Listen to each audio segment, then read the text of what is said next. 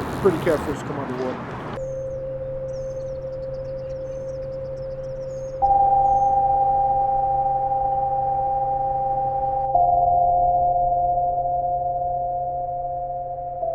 The Anacostia River flows 9 miles through the southeast section of our nation's capital, and is full of fish, especially blue catfish.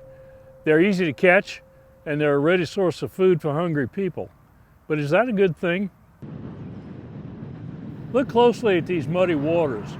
You'll see heaps of urban trash, especially plastic bottles, styrofoam cups, and aluminum cans.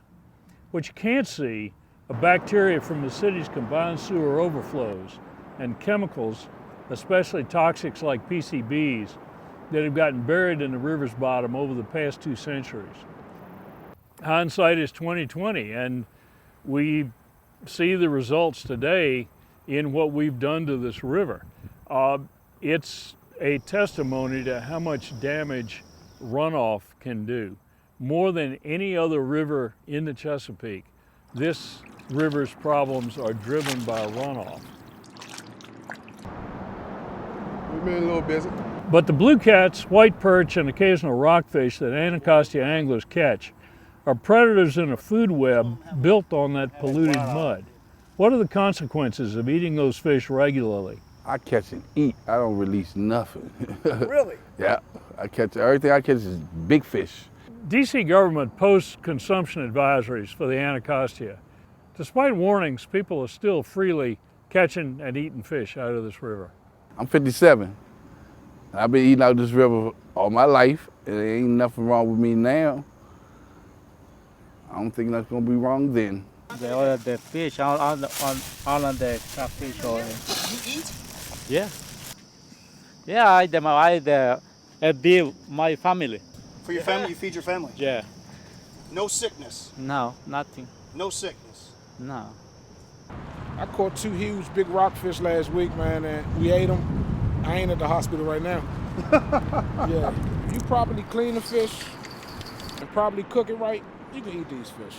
These people run risks they don't know about. They're vulnerable to decades of environmental and public health neglect, as well as skin and intestinal infections from bacteria. This situation is not fair. I think it's injustice, and I think it was just a failure to put a priority on something that many people didn't recognize the importance of. People wrote off the river as being something that shouldn't be, you shouldn't swim in, something you shouldn't fish in, and you certainly shouldn't eat the fish coming out of the river.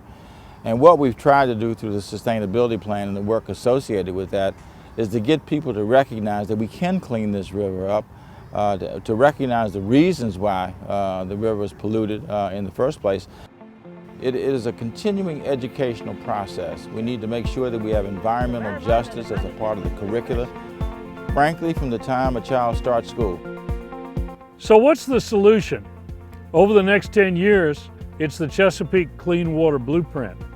The work being done now to reduce and eventually eliminate the district's combined sewer overflow will certainly reduce bacterial issues and the flows of toxics from street runoff.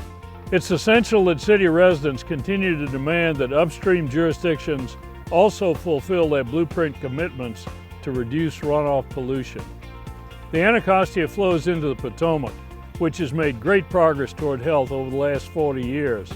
The Anacostia can too, but only if we keep up the pressure for clean water and for environmental justice for the people who live along its waters.